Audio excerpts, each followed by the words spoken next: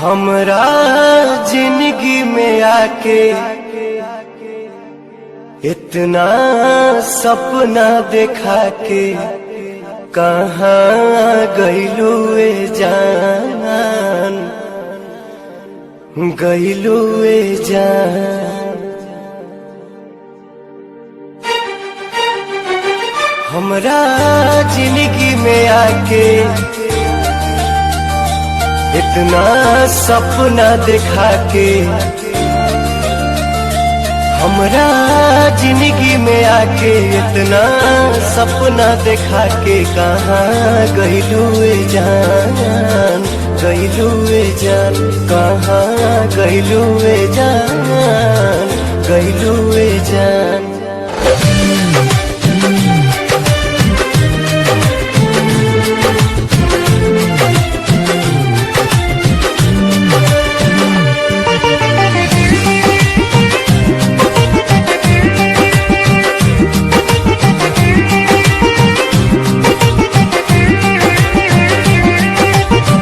पहले कबो ना बुझाइल, अब जान पर बाटे आइल।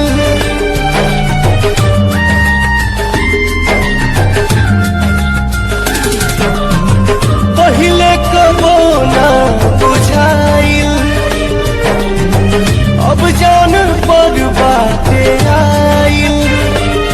रब के मर्जी सनम, खुशी दे या गम, प्यार किस्मत से सबके भेटाइल। रोवे अखिया नदान, जगले सझिया बिहान। रोवे अखिया नदान, जगले सझिया बिहान। लागे निकली परान, निकली परान। कहाँ गइलू ए जान, गइलू ए जान।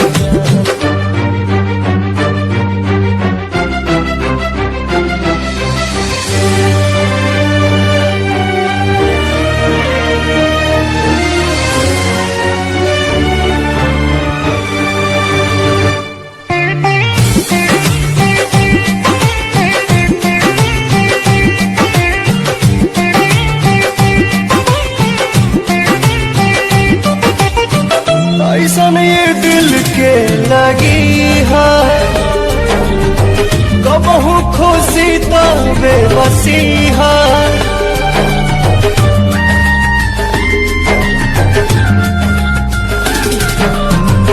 ऐसन ये दिल के लगी है,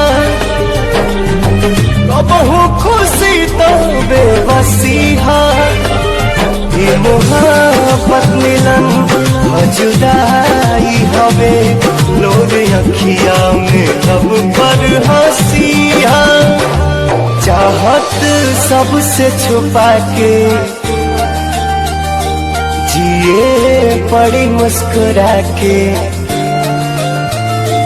चाहत सबसे छुपा के जिए बड़ी मुस्कुरा के। गरहन लागी ये जान, लागी ये जान।